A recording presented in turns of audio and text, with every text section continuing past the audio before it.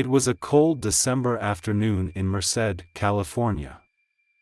7-year-old Cary Stainer was walking home from school, a familiar route in a small town where everyone knew their neighbors.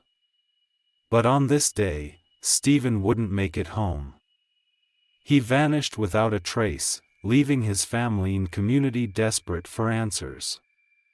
Years later, the family would be thrust into the spotlight once more, not for Stephen, but for Cary's chilling crimes. The contrast between the two brothers, one a symbol of survival, the other a killer, left the world grappling with the unthinkable.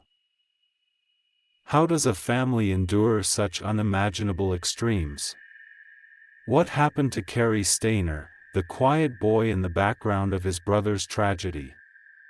And how did he become one of California's most feared murderers? Stay with us as we uncover the haunting story of the Stainer brothers and the secrets that would take decades to fully unravel. If you're new here or it's your first time viewing our channel, let us know in the comments. We bring you the most gripping and thought-provoking true crime stories. Don't forget to hit that subscribe button and share your thoughts as we open up this haunting tale. Cary Stainer was born on April 18, 1965. He was the third of 5 children in a family that, to most, appeared like any other. Delbert and Cary Stainer, Stephen's parents, worked hard to provide for their children. Delbert, a quiet and stern man, often worked long hours, while Cary balanced the demands of raising a large family.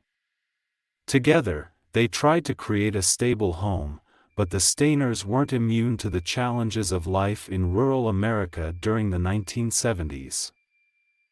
Stephen was the light of the family, known for his bright smile and boundless energy. He loved playing outdoors, riding his bike through the neighborhood, and helping his mom with chores. He was the kind of child who seemed to make friends effortlessly, his easygoing nature endearing him to both adults and children alike. But amidst the laughter and warmth of childhood memories, the family dynamics were more complex than they seemed. Stephen's older brother, Cary, was a stark contrast to his younger sibling. Quiet, reserved, and withdrawn, Cary often stayed in the background, rarely participating in the lively chaos that defined the Stainer household. While Stephen thrived in the company of others, Cary seemed content to keep to himself, a detail that, at the time, was easily overlooked but would later take on a chilling significance. Despite their differences, life for the Stainer family in Merced was typical of the era. The children attended local schools, and the neighborhood was a place where doors were often left unlocked, and kids played until the streetlights came on. It was a time when safety felt like a given, and the idea that something terrible could happen was almost unimaginable. But for the Stainers, that illusion of safety would shatter on December 4, 1972. On that crisp December afternoon, 7-year-old Stephen was on his way home from school, a route he had taken countless times. The distance wasn't far, just a few blocks, but on that day, Stephen never made it home. The hours turned into days, and soon the family's worry became panic. Flyers were posted, neighbors searched tirelessly, and the police were called in. Yet, there was no sign of Stephen. For Delbert and Cary, the disappearance of their youngest son was a devastating blow. Their once lively home was now filled with silence and despair. Cary stayed up nights praying for her son's return, while Delbert struggled to cope, his quiet demeanor giving way to an almost stoic detachment. The other children were left to navigate their own feelings of fear and confusion, with little guidance from their grieving parents. The Stainer household became a place of heavy grief, where the shadow of Stephen's absence loomed over every interaction. Cary, just 11 years old at the time, seemed to retreat even further into himself. Friends and neighbors later described him as odd or different, though few gave his behavior much thought back then. In a family consumed by loss, Cary's growing isolation went unnoticed. As days turned into weeks, the search for Stephen intensified. Local authorities worked tirelessly, but the 1970s lacked the technology and resources available today. Amber Alerts didn't exist, DNA testing was in its infancy, and the idea of a nationwide database for missing children was a distant dream. In small towns like Merced, cases like Stephen's often went cold. For the Stainers, this was a grim reality they were forced to confront. Stephen's disappearance didn't just devastate the Stainer family, it sent shockwaves through the entire community. Friends and neighbors who had known Stephen as a cheerful, kind-hearted boy struggled to comprehend how someone could vanish so completely. The uncertainty was unbearable, the not knowing a constant source of torment for everyone who had loved him. For 7 years, Stephen's family clung to the hope that he would one day come home. But what they couldn't know, what no one could have imagined, was that Stephen was alive, just 38 miles away. Held captive by a man who had manipulated and abused him, Stephen was living a life no child should ever endure. But Stephen's story wasn't over. His return would be a moment of triumph and heartbreak, a bittersweet reunion that would challenge his family in ways they never anticipated. And for Cary Stainer, Stephen's return would mark the beginning of an unraveling that no one could have foreseen. Stephen Stainer was just blocks from home when encountered Irvin Murphy on December 4, 1972. A seemingly harmless man, Murphy carried a bundle of religious pamphlets, handing them out to passers-by. For Stephen, the encounter was unexpected but not alarming.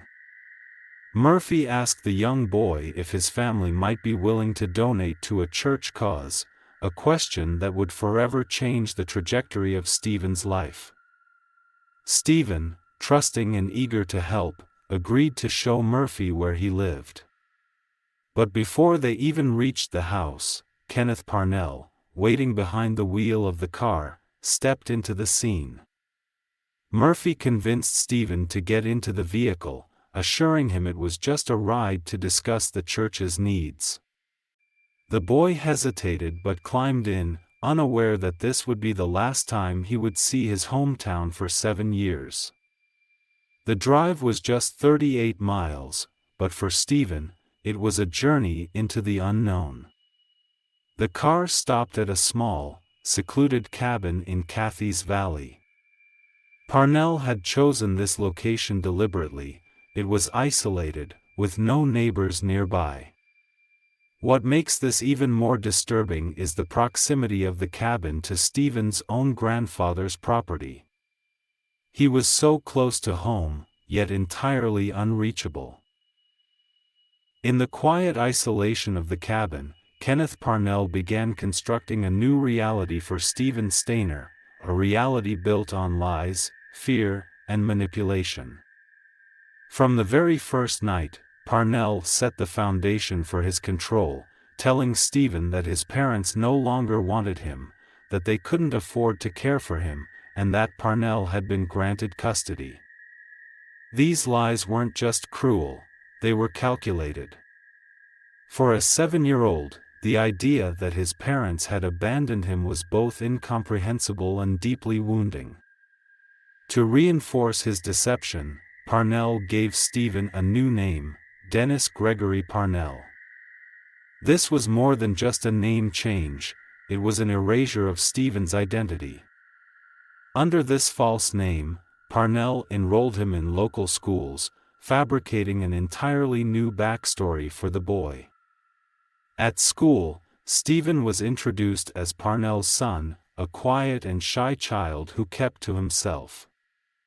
To teachers and classmates, there was nothing unusual about him. But behind the facade, Stephen was living a nightmare. At school, Stephen's days were filled with a routine that gave the illusion of normalcy. But even as he sat in the classroom, his thoughts were consumed by confusion and longing for his family. Parnell, knowing the importance of maintaining this illusion, allowed Stephen certain freedoms, such as walking to school or playing outside. But these small liberties were carefully controlled and served only to deepen Stephen's isolation. Each time he ventured into the outside world, the barriers to escape seemed insurmountable. Inside the walls of the cabin, Parnell's abuse was relentless. Over the years, Stephen was subjected to unspeakable acts of physical and emotional violence. Parnell's aim wasn't just to control Stephen's movements, it was to dominate his mind, breaking down any sense of autonomy or hope. Despite this, Stephen's spirit wasn't entirely crushed.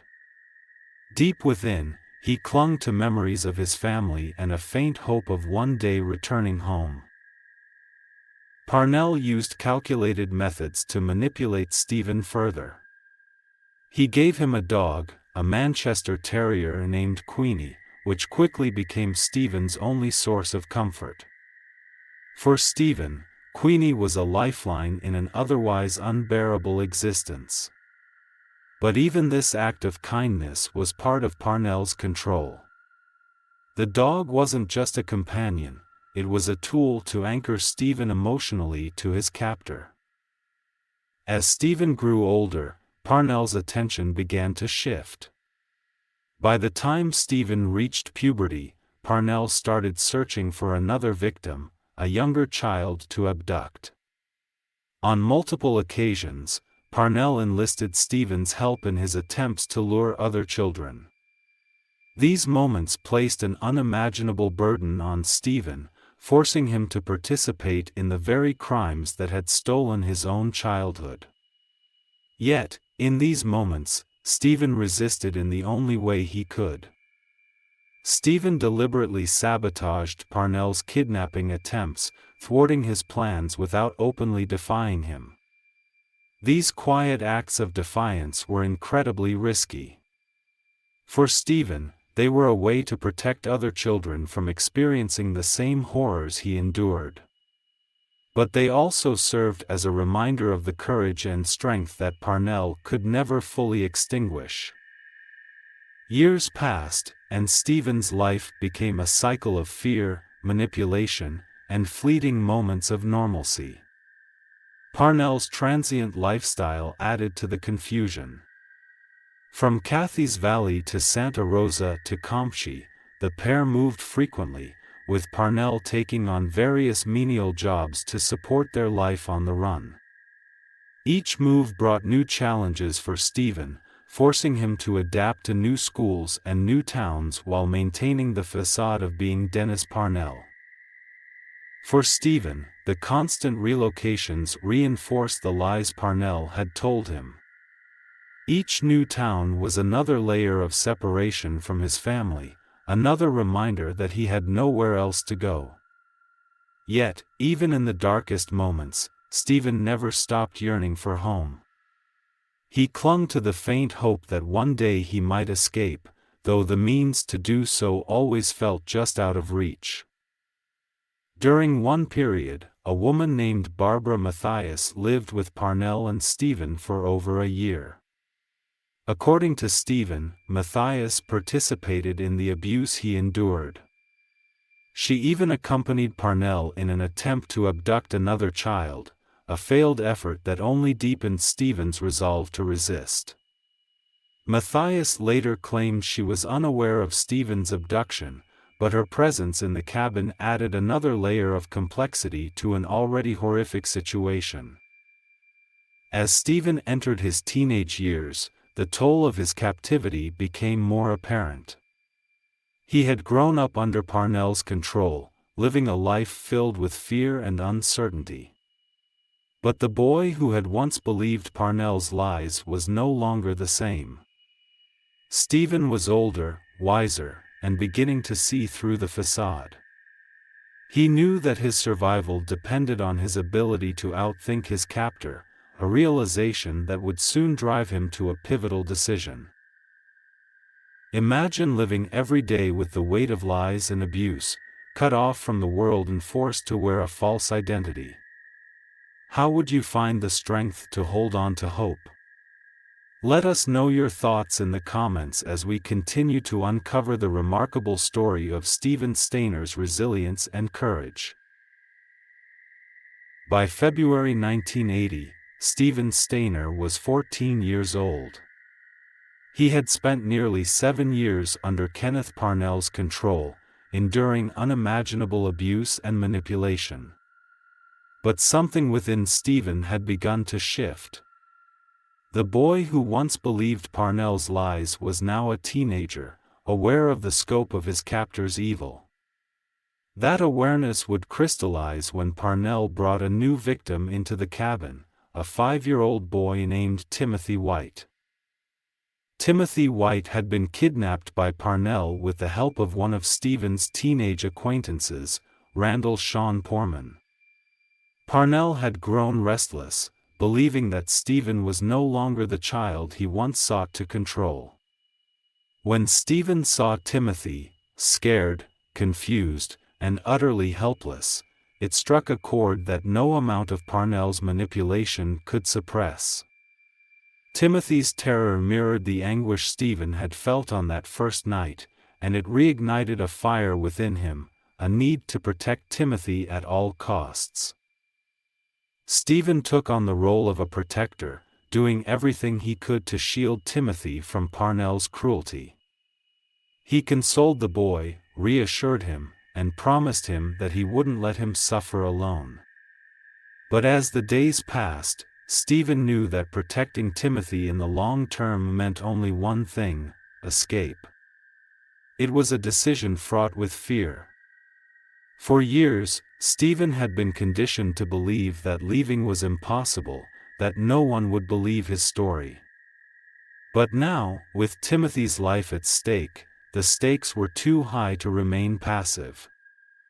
Stephen began to wait for the right moment, studying Parnell's habits and looking for an opportunity.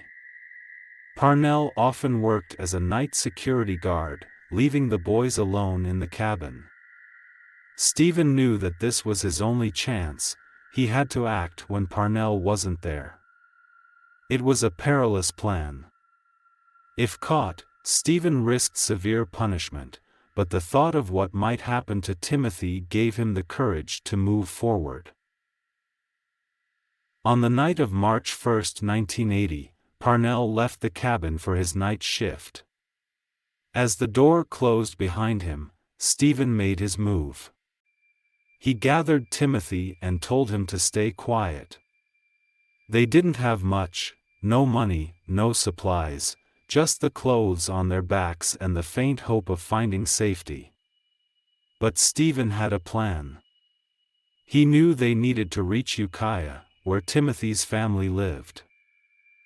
Stephen and Timothy began their journey on foot, walking along dark and unfamiliar roads. Stephen held Timothy's hand tightly, guiding him as they navigated their way through the rural landscape. The cold night air bit at their skin, but neither boy slowed down. They were driven by the singular goal of freedom. Eventually, the boys managed to hitch a ride with a passing driver. Stephen explained that Timothy was lost and needed to get home. The driver, unaware of the gravity of the situation, dropped them off in Ukiah.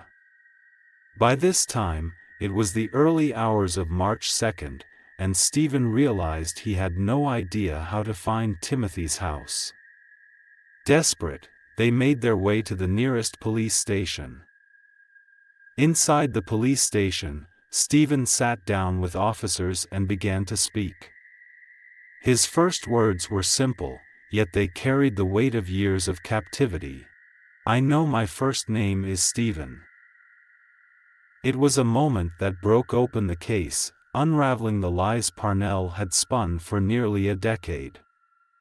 The officers listened in stunned silence as Stephen explained who he was and what had happened to him and Timothy. As Stephen recounted his story, the magnitude of the situation became clear. The boy sitting before them was the same Cary Stainer who had vanished 7 years earlier. His bravery in rescuing Timothy and coming forward led to the arrest of Kenneth Parnell.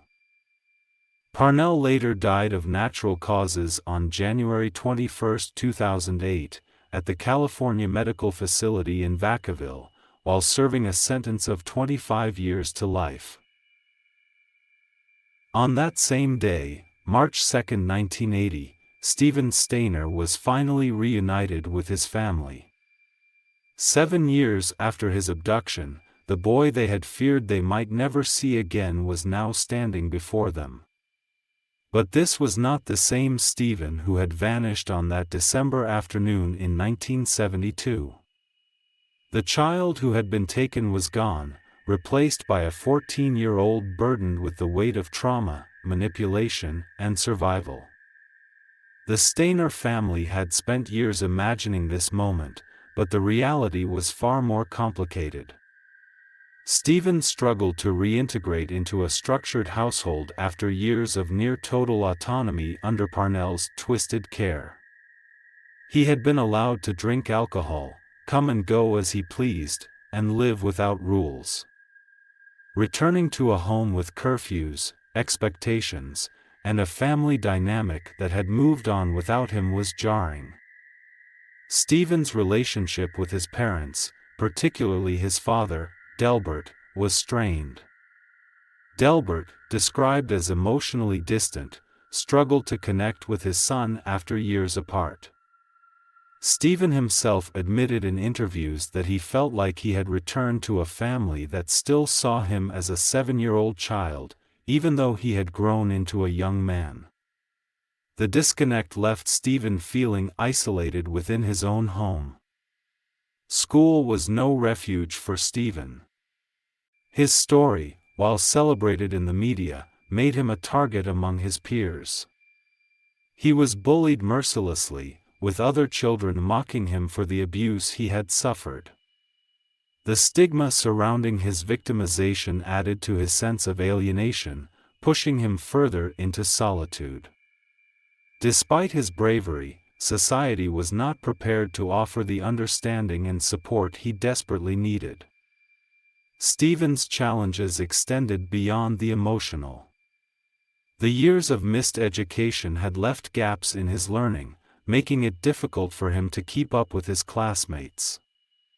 Combined with the psychological toll of his captivity, this made the transition back to normal life nearly impossible. Counseling was briefly attempted but quickly abandoned, a decision that would have lasting repercussions. Despite these struggles, Stephen worked to rebuild his life. In 1985, at the age of 20, he married Jody Edmondson, a 17-year-old he had fallen in love with. Together, they started a family, welcoming 2 children, Ashley and Stephen Jr. Becoming a father gave Stephen a new sense of purpose, and he devoted himself to creating a stable and loving home, something he had longed for during his years of captivity. Stephen also became an advocate for child safety, using his story to raise awareness about the dangers of abduction. He spoke at schools, shared his experiences with parents, and worked with organizations focused on protecting children. For Stephen, this advocacy was more than a mission, it was a way to reclaim the narrative of his life and turn his pain into something meaningful. But Stephen's life, already marked by so much tragedy, would be cut short. On September 16, 1989, at just 24 years old, Stephen was killed in a motorcycle accident. On his way home from work, he collided with a car that turned in front of him, sustaining fatal head injuries. The driver fled the scene but was later identified and sentenced to just 3 months in prison. Stephen's death was a devastating blow to those who knew and loved him. His wife, Jody, and their 2 young children were left to navigate life without him, while his family mourned the loss of a son who had already endured so much. At his funeral, 14-year-old Timothy White, whom Stephen had rescued from Parnell 9 years earlier, served as a pallbearer, a poignant reminder of the lives Stephen had changed through his bravery. Stephen's death marked the end of a life that, though short, was filled with remarkable resilience and courage. He had faced unimaginable horrors, escaped captivity, and fought to rebuild his life, only to have it tragically cut short. Yet, his legacy endures, not just in the family he left behind, but in the countless lives he touched through his advocacy. How does a family rebuild after such profound loss? And how does the memory of someone like Cary Stainer live on in the hearts of those who loved him? Share your thoughts in the comments as we continue to explore the complex and tragic story of the Stainer family. The Stainer family's story, already marked by tragedy, would take an even darker turn in 1999, nearly a decade after Stephen's untimely death. While Stephen's bravery had made him a symbol of survival, his older brother, Cary Stainer, would become infamous as the perpetrator of one of the most shocking murder sprees in recent history. The contrast between the 2 brothers, one a hero, the other a killer, cast a haunting shadow over the family and the nation. Cary Stainer was the eldest of Delbert and Kay Stainer's 5 children. While Stephen was outgoing and cheerful, Cary was described as quiet, shy, and withdrawn. Friends and neighbors recall that Cary often kept to himself, preferring solitude over socializing. As Stephen's kidnapping brought years of grief and media attention to the Stainer household, Cary's isolation only deepened. He later described feeling overshadowed and neglected, a sentiment that would fester as he grew older.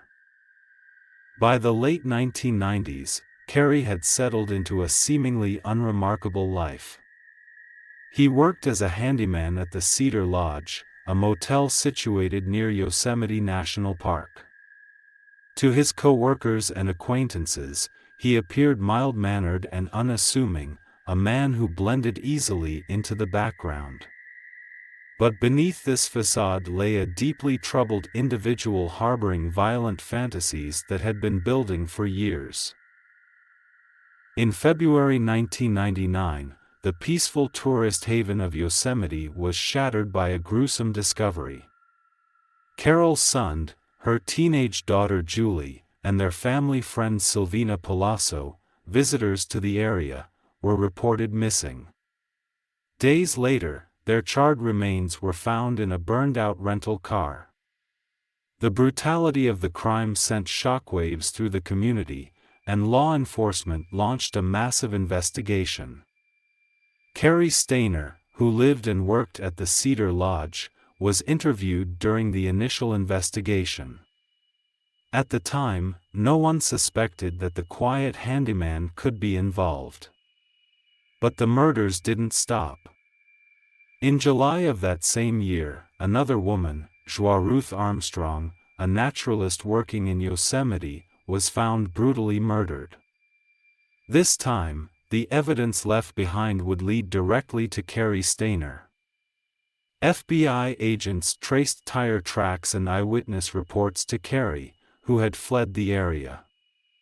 After being apprehended at a nudist colony, Stainer confessed to all 4 murders in chilling detail.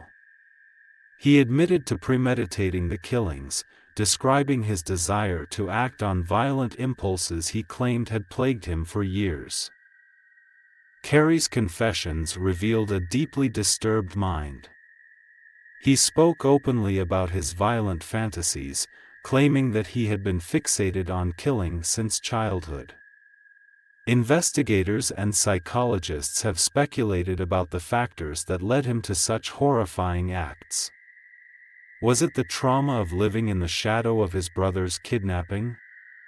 The strain of growing up in a family consumed by grief and media attention? Or were Cary's crimes rooted in something far deeper, an inherent darkness that had been waiting for an opportunity to surface? In 2002, Cary Stainer was tried and convicted of the murders of Carol Sund, Julie Sund, Sylvina Palazzo, and Joie Ruth Armstrong. He was sentenced to death and remains on death row at San Quentin State Prison. His trial brought to light the stark dichotomy between the two brothers, one remembered for his courage and selflessness, the other reviled for his brutality.